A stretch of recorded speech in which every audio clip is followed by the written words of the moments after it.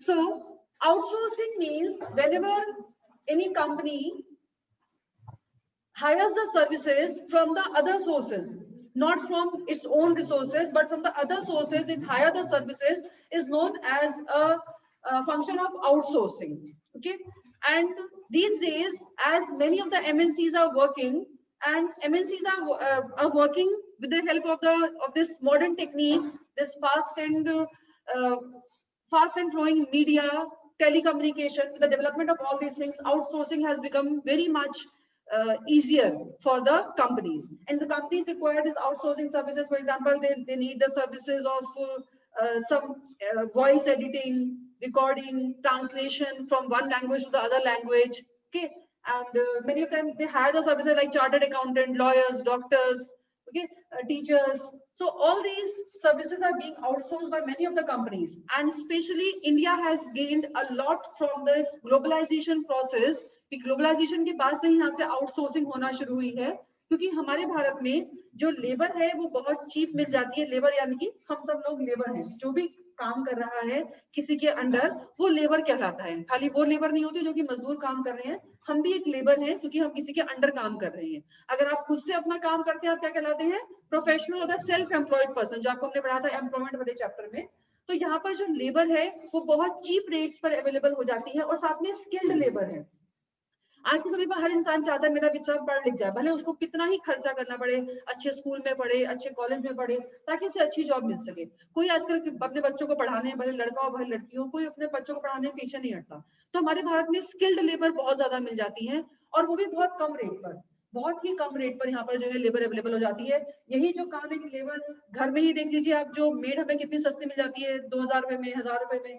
यही अगर foreign countries में आम आदमी भी जो अच्छा कमा रहा होगा वो लेबर हायर नहीं कर सकता, घर में मेड हायर नहीं कर सकता, क्योंकि वहां पर सर्विसेज के रेट बहुत ज्यादा है, क्योंकि वहां पर पॉपुलेशन बहुत कम है. यहाँ पॉपुलेशन इतनी ज्यादा है, जब plenty of supply of labour है तो जाहिर सी बात है उसके रेट कम हो ही जाएंगे. अब मान लीजिए कोई भी जॉब है, अगर उसके लिए 2 जने हैं तो उसकी सैलरी ज्यादा होगी ना, लेकिन अगर इतने सारे 200 जने लगे हुए हैं एक जॉब के लिए तो सैलरी अपने आप कम होती जाएगी. उनके पास तो ऑप्शन अवेलेबल है, इस और कम में अवेलेबल है, और कम में अवेलेबल है. आपको करना है ठीक है, वरना कहीं और देख लीजिए जॉब को.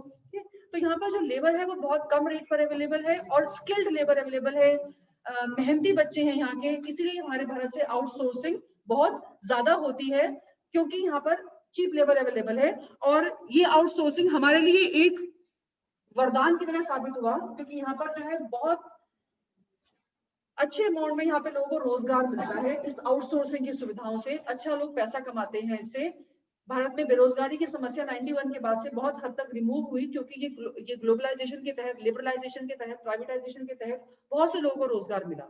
और एक बात ये भी है, हमारे भारत में जो रिजर्वेशन चलता है, अगर ये हम गवर्नमेंट जॉब के सहारे रह जाएं, हमें तो खाने को रोटी भी ना मिले फिर तो, जो लोग काम कर रहे हैं ना. क्यों? क्योंकि जनरल के आदमी को तो कहीं नौकरी मिलेगी नहीं गवर्नमेंट एरिया में, तो एटलीस्ट प्राइवेट सेक्टर में नौकरी तो मिल जाती है, आप अपना घर को चला तो सकते हैं ना. लेकिन क्यों? क्योंकि हमारे पास में अब ये जो जब से 91 के बाद से इतना सरकार ने सब कुछ प्राइवेटाइज, बहुत कुछ प्राइवेटाइज कर दिया है, उसके बाद में इतना ये आउटसोर्सिंग की सुविधाएं विदेशी हमसे खरीदते हैं, हम भी विदेशों से खरीदेंगे, हम लोग कम खरीदते हैं, हमारे ऑलरेडी इतनी सस्ती सर्विसेज मिल जाती हैं. तो आउटसोर्सिंग एक इंडिया के लिए एक वरदान की तरह साबित हुई है, क्योंकि यहाँ पर जो है लेबर बहुत प्लेंटी में अवेलेबल है, और जो हमें वहां से पैसा मिलता है हमारे तो बहुत है, हमारे लिए मोर देन एनफ है, लेकिन उनके लिए बहुत सस्ता है.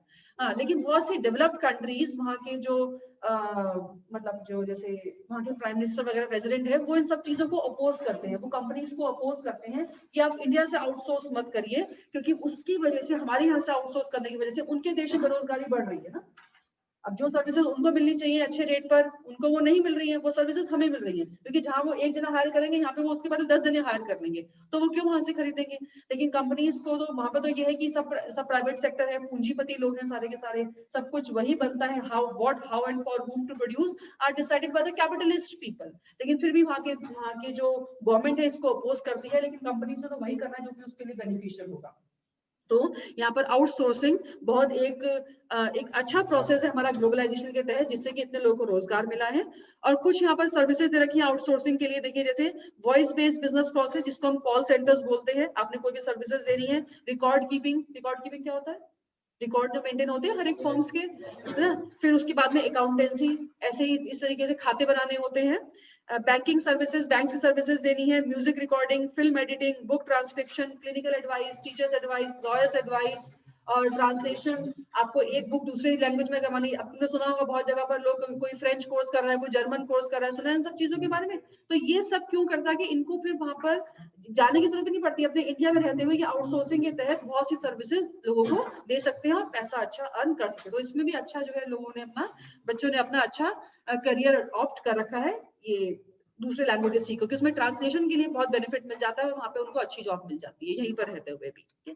So this is the concept of outsourcing, very important. This was also asked in your first pre-board. Okay? Very important concept, outsourcing. Please learn it very well, as this is in your business studies also. So please learn it very well, outsourcing. Now, the next one topic is World Trade Organization, that is known as the WTO.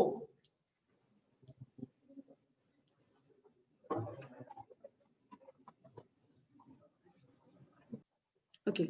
Now the World Trade Organization पहले इस organisation का नाम था GATT, that is General Agreement on Trade and Tariff. Please learn all these full forms very well. It can also be asked. GATT ये 1948 में establish हुआ था with 23 countries और इनका मेनली काम क्या था, जितने भी लोग मल्टीलेटरल, जितने भी देश मल्टीलेटरल ट्रेड करते हैं, मल्टीलेटरल मतलब है जो कि कई देशों में अपने बिजनेस करते हैं। एक होता है बाइलेटरल जो 2 कंट्रीज में होता है, मल्टीलेटरल जो कि बहुत सारे देशों में होता है। जो ये मल्टीलेटरल ट्रेड जो कंट्रीज करती हैं उनको एडमिनिस्टर करना, यानी कि हर एक देश को इक्वल अपॉर्चुनिटीज मिले, हर एक देश अपना सामान बेच सके दूसरे देशों को, भले वो कमजोर देश है, भले वो रिच कंट्रीज हैं, एक दूसरे को अपना सामान बेच सके। ये ऑर्गेनाइजेशन थी GATT की, General Agreement on Trade and Tariff. लेकिन इसमें फिर चेंजेस करते हुए 1995 में WTO बीइंग ऑर्गेनाइज्ड, उसको चेंज करके रिफॉर्म करके GATT को चेंज कर दिया गया WTO में 1995 में। And WTO is known as the successor of GATT। अब WTO के क्या इसमें जो है पॉइंट्स हैं, WTO agreement cover trade in goods as well as services to facilitate international trade. इससे पहले जो GATT था वो सिर्फ गुड्स को देखता था, लेकिन जो WTO है वो सब कुछ एडमिनिस्टर करता है, गुड्स को भी और सर्विसेज को भी। इसमें एट प्रेजेंट 164 मेंबर कंट्रीज हैं जो कि लॉज एंड पॉलिसी से अबाइड होती हैं। जैसे आपको मैंने कल बताया था कि भले हमारे कितने आर्बिट्रेशन हो जाए, आपस में संबंध खराब हो जाए, एक दूसरे से बिजनेस बंद नहीं कर सकते हैं। तो यहाँ पर जो है बहुत से लॉज और पॉलिसी से कंट्रीज बाउंड होती हैं, अबाइड होती हैं। और इंडिया एक इंपॉर्टेंट मेंबर है जो कि इसके रूल्स को फ्रेम करने में आगे आता है। इसका डिसीजन जैसे होता है ना, बोर्ड ऑफ मेंबर्स होते हैं हर एक कंपनी में, बोर्ड ऑफ मेंबर्स सुने होंगे तुम लोगों ने। तो वो जो ऐसी तरीके से जो हमारा कंट्री है, इंडिया भी एक इनका मेंबर कंट्री है जो कि पॉलिसीज, रूल्स और रेगुलेशंस को फॉर्म करने में हेल्प करता है। India has kept its commitment made to the WTO. India has taken reasonable steps to liberalize trade by removing quantitative restrictions on import and reducing tariffs.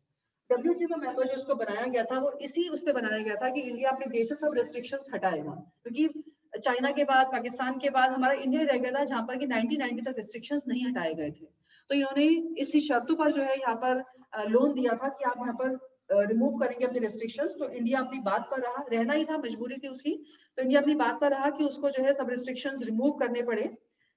अब आगे दे रखिए कुछ फंक्शंस मेन WTO के। सबसे पहला है इंटरनेशनल ट्रेड को बढ़ावा देना, यानी कि सबसे जो मेन काम होता है इन ऑर्गेनाइजेशंस का वो ये होता है कि बिजनेस बढ़ाया जाए।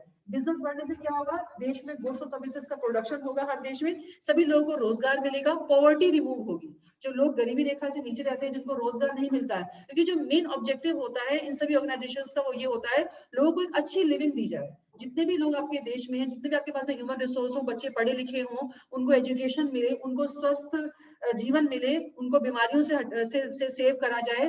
जब वो बड़े हों तो उनके में स्किल्स हो, उनको पढ़ाया लिखा जाए, साथ में फिर उनको रोजगार मिले ताकि वो अच्छी एक लाइफ जी सके। ये इनका उद्देश्य होता है। तो उसके लिए क्या करना पड़ेगा, आपको बिजनेस को बढ़ाना पड़ेगा, ट्रेड को बढ़ाना पड़ेगा। तो ये जो ऑर्गेनाइजेशंस हैं वो बायलैटरल ट्रेड और मल्टीलैटरल ट्रेड को बढ़ावा देते हैं। किस तरीके से, ट्रेड को रिमूव करके, सॉरी ट्रेड बैरियर्स को रिमूव करके, जो भी टैक्सेस लगे होते हैं जिस देश में, उनको रिमूव करके Second is to establish a rule-based trading regime in which nations cannot place arbitrary restrictions on trade. ये बात मैं आपको बार-बार बोल रही हूँ, अगर आपके किसी देश से संबंध खराब होते हैं, उसके बावजूद भी आप बिजनेस को बंद नहीं कर सकते हैं, ये एक मेन फंक्शन होता है WTO का। अगर आज हम इस तरीके से बिजनेस बंद करते हैं तो हमें जवाब देना पड़ता है वहां पर कि आपने बिजनेस इस तरीके से क्यों बंद किया है। ये तो भले ही आपके कितने संबंध खराब हो सकते, पड़ोसी तो खराब हो ही जाते हैं संबंध पड़ोसी देशों से, लेकिन उसके बावजूद भी आप अपने बिजनेस को बंद नहीं करेंगे। To enlarge production and trade of services, production को बढ़ाया जाए, सर्विसेज को बढ़ाया जाए। Optimum utilisation of the world resources, जितने भी रिसोर्सेज हैं, जैसे भी रिसोर्सेज हैं, उनको हमने रिफॉर्म करके उनको यूटिलाइज करना है, रिसोर्सेज वेस्ट नहीं करने हैं और एनवायरमेंट को प्रोटेक्ट करना है। जैसे कि हमें पता है इतना ग्लोबल वार्मिंग बढ़ रहा है, उसको भी प्रोटेक्ट करना है, साथ में प्लास्टिक का यूज कम करना है। तो ये सारे काम, ये सारे फंक्शंस हैं WTO के, जो कि यहाँ पर आपको ये लर्न करने हैं।